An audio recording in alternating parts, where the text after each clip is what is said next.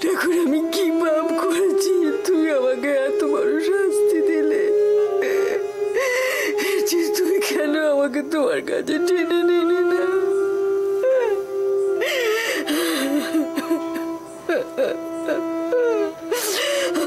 আমার নিজের মেয়ে এত বড় একটা কাণ্ড করবে আমি স্বপ্নেও ভাবিনি, স্বপ্নেও ভাবিনি। বাবার চোখের সামনে প্রতিজ্ঞা করে ওইভাবে চলে গেল।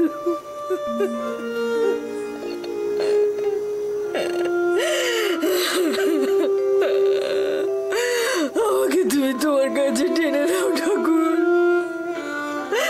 আমি আর বাঁচতে চাই না। কারো কাছে আমার মুখ দেখাবার উপায় রাখলো না। মা, ও মা,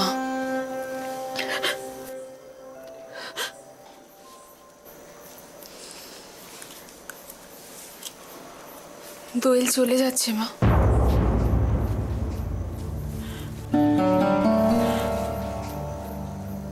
দোয়েল চলে যাচ্ছে?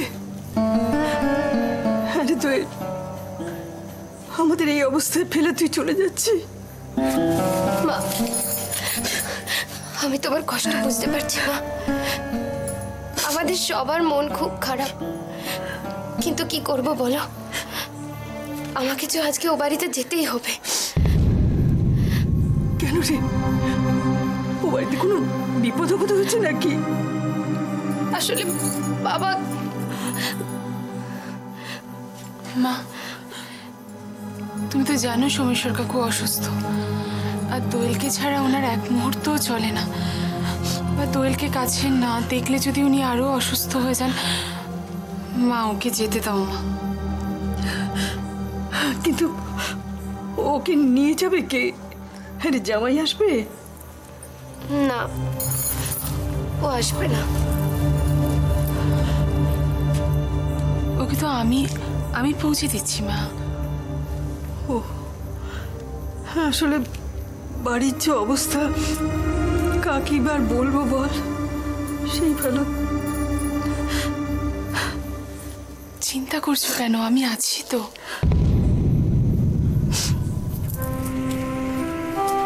চিন্তা করো না বললি কি আর চিন্তা যায় রে?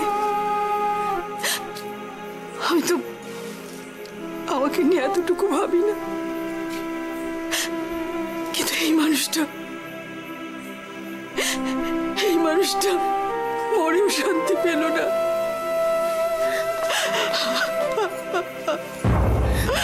আমাকে তুমি ক্ষমা করো, আমি তোমার অসম্পূর্ণ কাজ সম্পূর্ণ করতে পারলাম না, তোমার কথা রাখতে পারলাম। ও মা, মা, ও মা, এভাবে কেঁদো না মা।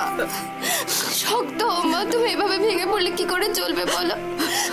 কার ভাগ্যে যে কি লেখা থাকে কেউ কিচ্ছু বলতে পারে না মা। তুমি না আমাদের শিখিয়েছো সুখ দুঃখ হাসি কান্না নিয়ে জীবন। তুমি যদি এভাবে ভেঙে পড়ো আমাদের কি হবে মা? কেঁদো না মা, শক্ত, প্লিজ শক্ত হও মা। আমি শক্ত আছি রে, আমি শক্ত হতে হতে একেবারে পাথর হয়ে গেছি। আরে তুই যাওয়ার সময় মন খারাপ করিস না মা, যাওয়ার সময় মন খারাপ করিস না।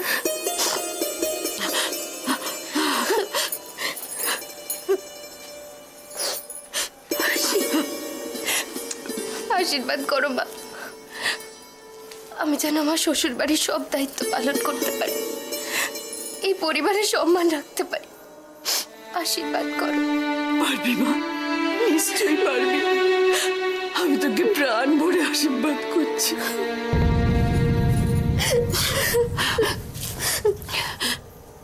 আর দুটো দিন থাকলে আমরা একটু মনে জোর পেতাম। জানি মা, কিন্তু কি করব বলো, ও বাড়িতে হচ্ছে আমার অনেক দায়িত্ব। তবে কথা দিচ্ছি মা, ওই বাড়ির সব কাজ সামলে আমি দুদিনের জন্য এসে থেকে যাব। আমি আসবো মা, আমি কথা দিন। ঠিক আছে মা, সমস্যা বাবুর দিকে খেয়াল রাখবি। উনি তোর বাবার বন্ধু, ওকে বাবার মতন সেবা যত্ন করিস মা। ভালো থেকো।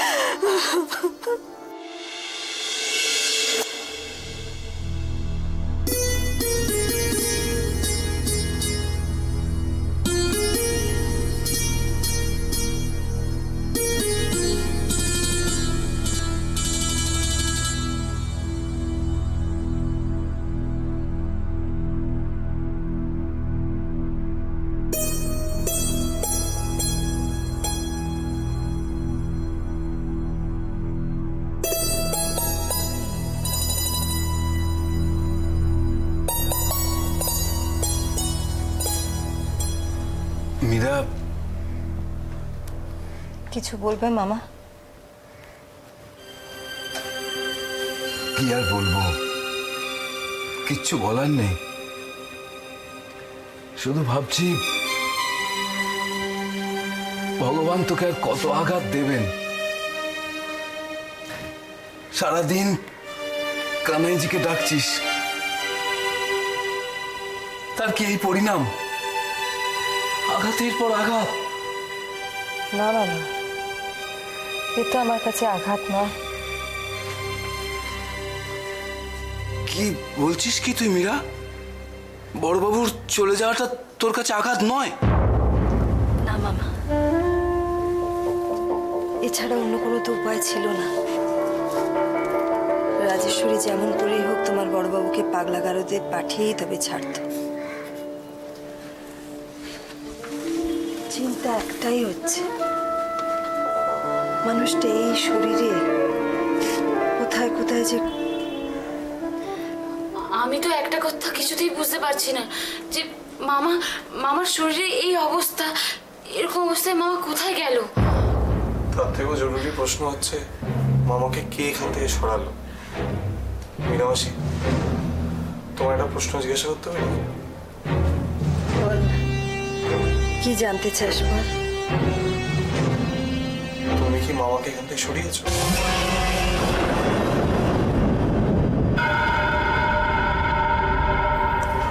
না রে বাবা, যদিও তোর মারও তাই ধারণা, কিন্তু সেই অধিকার তো আমার নেই। সেই অধিকার যদি আমার থাকতো তাহলে এতদিনে অনেক কিছু করে ফেলতে পারতাম। মুখ বুঝে এত অপমান সহ্য করে এ বাড়িতে পড়ে থাকতাম না রে। কিন্তু তাহলে তো বিষয়টা সত্যি খুব চিন্তার গো। মামাকে কে এখান থেকে সরালো আমরা জানি না। মামা যদি নিজেও কোথাও চলে গিয়ে থাকেন তাহলে তো প্রত্যেক পদে পদে মামার বিপদ। মামার তো কিছুই মনে পড়বে না। মীরা, তুই তোর ঘরে চল। সারাদিন অনেক ঝড় ঝাপটা তোর উপর দিয়ে গেল, এই ঘরেই তো পড়ে রয়েছিস। চ, একটু বিশ্রাম নিবি। চ, আমার আবার বিশ্রাম? চলো তোমায় খেতে দিই, কিছু খাওনি তো। আমাকে নিয়ে ব্যস্ত হোস না, তুই তোর ঘরে চল। চল, আয় আয়।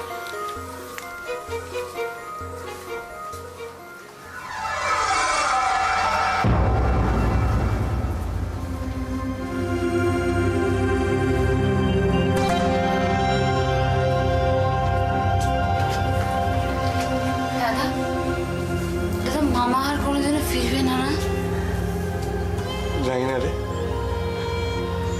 পুরো বিষয়টা আমি কিছুই বুঝতে পারছি না।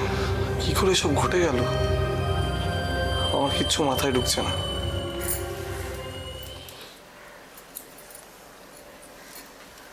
আসি কাকিমা। হায়,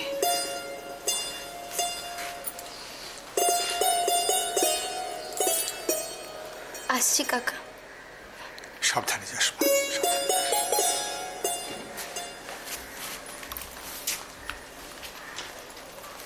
কিরে, তুই চলে যাচ্ছিস? হ্যাঁ রে। এত তাড়াতাড়ি? আর বলিস না, ও বাড়িতে একটা জরুরি কাজ পড়ে গেছে। আর এমনিতেও আমার শ্বশুরমশাইয়ের অবস্থা সম্পর্কে তো তুই জানিসই। হ্যাঁ ঠিকই, সমস্যার কাকু তো আবার যাকে চ। না না, তোকে ব্যস্ত হতে হবে না, আমি একাই চলে যেতে পারতাম, কিন্তু দিদি বললো সঙ্গে যাবে, তাই। ও, অপু যাচ্ছে, ঠিক আছে। হ্যাঁ রে সন্দীপ, ওদিককার খবরাখবর কিছু পেলি? হ্যাঁ সন্দীপ, ছেলেটা ঠিকঠাক দেখেছিল তো?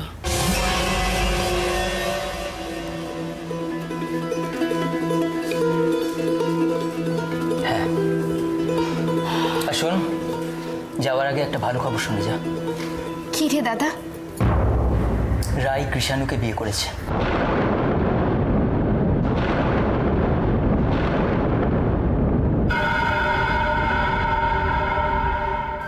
কৃষাণু রাইকে বিয়ে করলো তাহলে?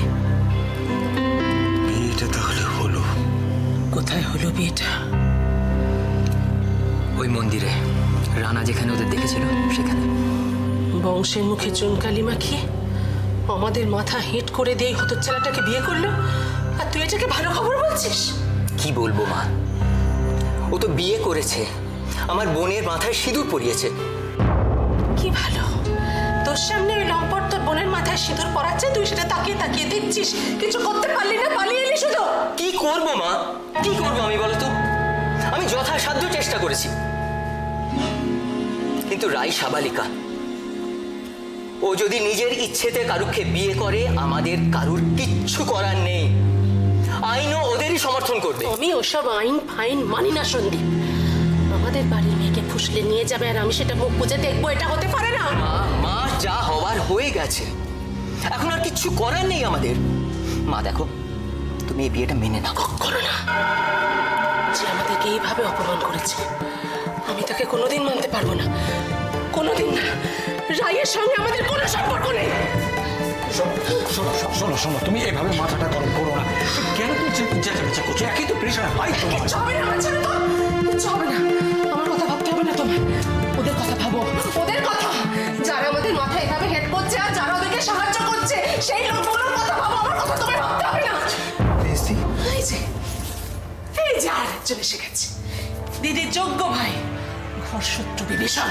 মা, তুমি আমার সুজনের পেছনে পড়লে কেন? না না, পড়বো না তো, কেন পড়বো? তুই জানিস ও কি করেছে? দরজার গড়াত কেটে রাইকে পালাতে ও সাহায্য করেছে।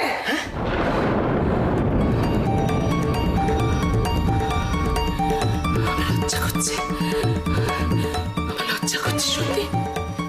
এমন ছেলেকে পেটে ধরেছে বলে আমার লজ্জা করছে।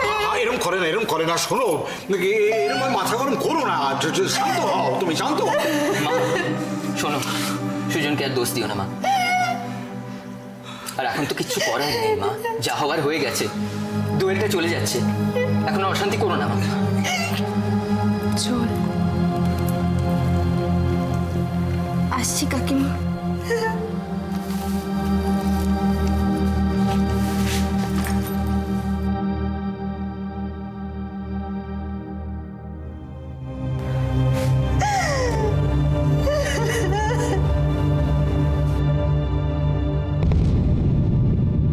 যাকে এতদিনে আপনার একটা চিন্তা কমলো তাহলে? সে আর বলতে, সৈকত বাড়ির বড় ছেলে তো, ওর একটা ঠিকঠাক বিয়ে হোক সেটা আমার স্বপ্ন ছিল। তা ছিল, কিন্তু মা তুমি তুমি নিশ্চয়ই স্বপ্নেও ভাবতে পারোনি যে তোমার বউ একজন ডাক্তার হবে। সত্যি ভাবিনি, তবে তাতে আমার ঘাড় থেকে একটা বোঝা নামলো। বোঝা? সে কি বোঝা বোঝা বলছেন কেন? আমার ছেলে ডাক্তার হতে পারেনি বলে সারাক্ষণ ওর বাবা ওকে খোঁটা দিত, সেটা অন্তত এবার থামবে। নিতাই দা, আপনি আমায় ডাকছেন? দেখো তো একটু কে এলো দরজায়। খেলো? আচ্ছা, কে কি খেলো বলুন তো?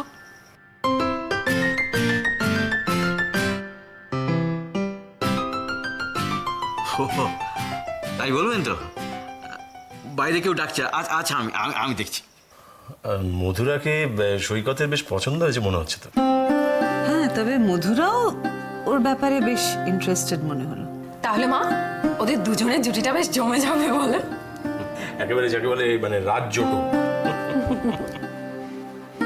দিদিমণি,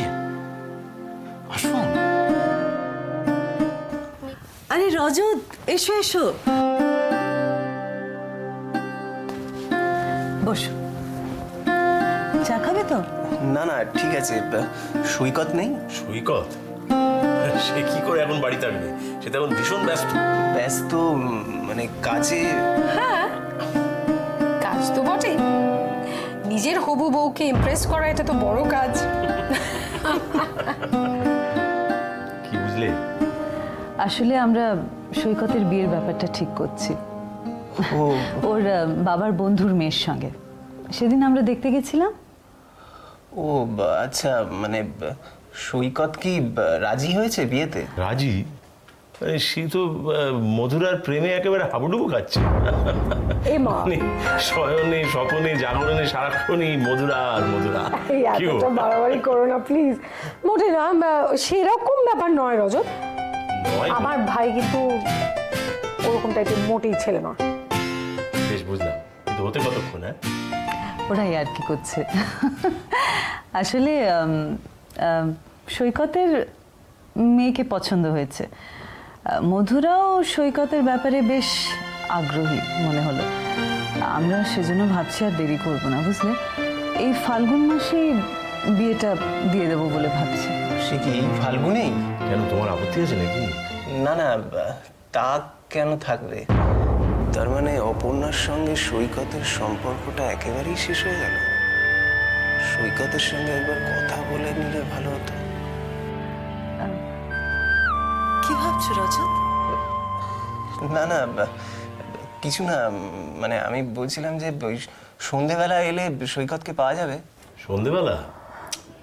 সন্ধ্যের দিকে কি মানে পাবে? মানে ওই সময় তো প্রেমিকদের মন একটু উড়ু উড়ু থাকে ওই সময় তো।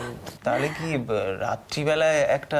হ্যাঁ, রাতের দিকে অবশ্যই আসতে পারো রজত, তবে একটা ফোন করে নিও তোমার বন্ধুকে। কারণ হবু বউয়ের সঙ্গে যদি আগে থেকেই অ্যাপো করা থাকে তাহলে তো আবার। তাহলে আমি আজ উঠি। হ্যাঁ, তুমি কিন্তু তৈরি থেকো। হ্যাঁ, সৈকতের বিয়ের কাজে তো তোমাকে থাকতেই হবে। সব কাজে আমার পাশে পাশে থাকতে হবে, মনে রেখো। ঠিক আছে, আমি আজ আসি। এসো।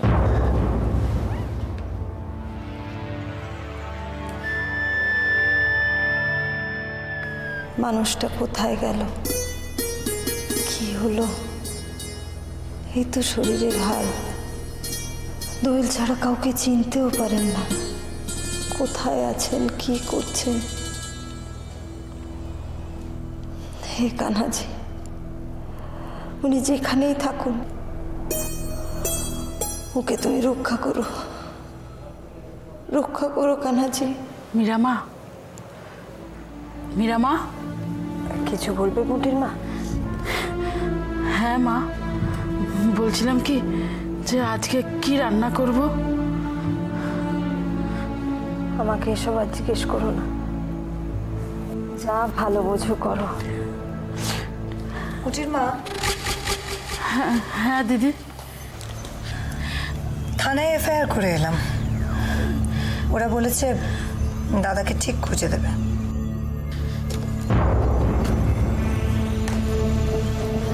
মীরামা, শুনেছ?